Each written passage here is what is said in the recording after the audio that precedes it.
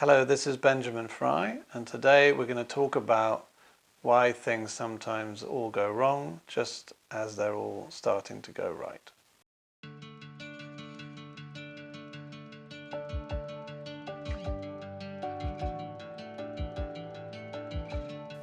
So one of the baffling things about life is that we often have things that we want to achieve, that we want to happen, that we want to see.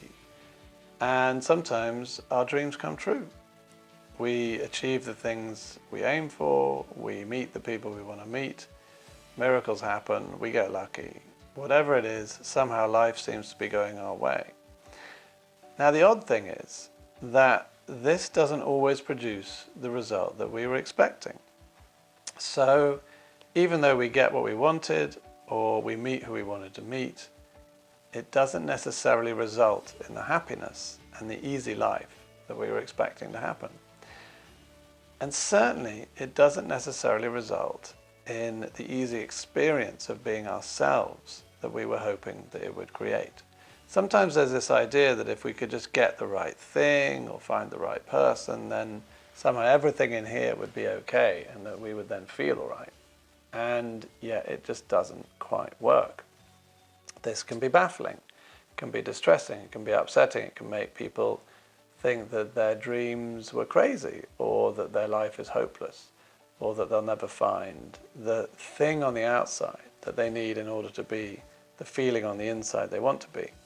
But this is misconceived. If you understand about the nervous system, you'll begin to understand that actually this is entirely predictable. So one of the things that we're all doing is carrying around unfinished business. We're carrying around baggage, which is our unfinished response to earlier threats in our life. This is because of the way the nervous system has become organized and the way that we have responded to the history of our nervous system related to evolution, plus the modern human change to that, which is our self-awareness. So as a result of those two things, we have a lot of unfinished business in our nervous system. We're carrying it around, and it can feel quite heavy, even though we're not aware of it.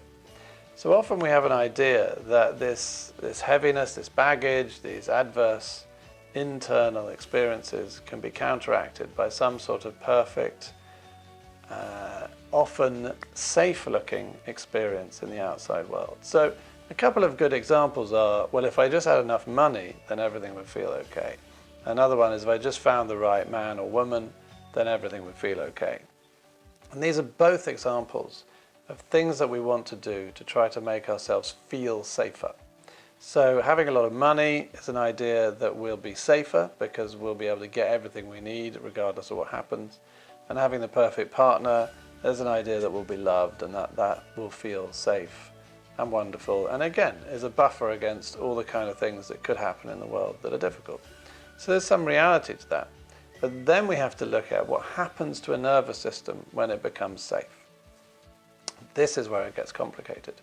So imagine you had a difficult experience in life. So at some point when you were younger, your father lost all of his money, or your mother ran off and left with another man and went away.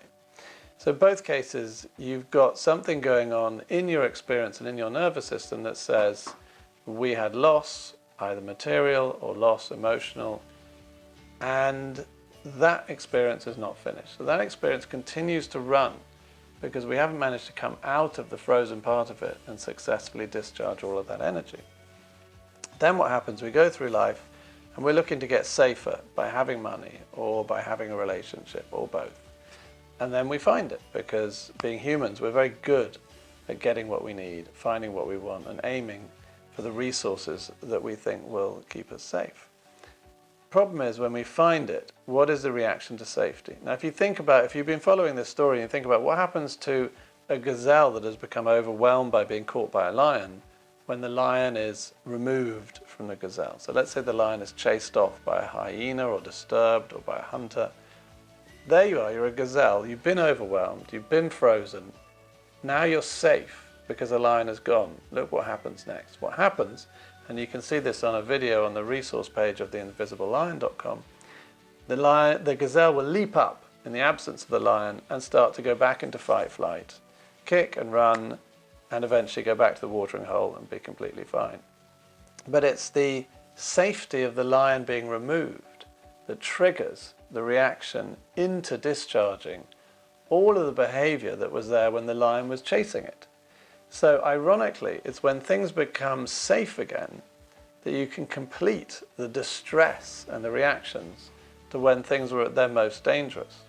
And this is what we see happening with humans in our behavior.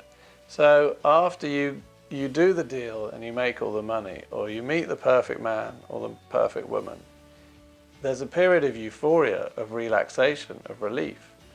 And into that place of relief, the nervous system says, great, now I can get rid of all that stuff that I was hanging on to, that I've been frozen with because things haven't been safe enough. Now things are really safe, I can start to let go. And of course, what you let go into is your reaction to the most difficult times in your life. So weirdly enough, people who say win the lottery and find that after a few weeks or months, they actually start to become unhappy, not happy. And we're all familiar with what happens when you get into a relationship and after the honeymoon period is over, people start to find themselves having very strong disagreements. In fact, people have their worst arguments and behave most awfully with the people that they love and who love them the most. How does that make any sense? Well, it all makes sense if you understand the nervous system. If you understand that safety is perhaps the biggest trigger for the greatest opportunity in our bodies, in our minds, and in our health, which is to finish our unfinished business and complete our incomplete reactions to earlier threats. But if we see safety as the end goal in of itself, then we misunderstand the opportunity. The opportunity is to arrive at a situation that's safe, with people, places, and things that nurture safety, and then to go in to investigate what's in the body, investigate what's unfinished, and to allow that to happen. The problem is that all too often we misinterpret what emerges from within as being a threat from the outside. So we don't understand that it's exactly the safety that allows us to start to feel uncomfortable on the inside, and there's our opportunity to heal. And we say to ourselves and to others, well, you're unsafe, you're the one making me feel unsafe, you're doing this to me. And then that degrades and breaks the conditions that were there in the first place to make us feel safe. So we can end up destroying the relationship that was making us feel safe because we're saying, I feel unsafe in reaction to this relationship which is safe.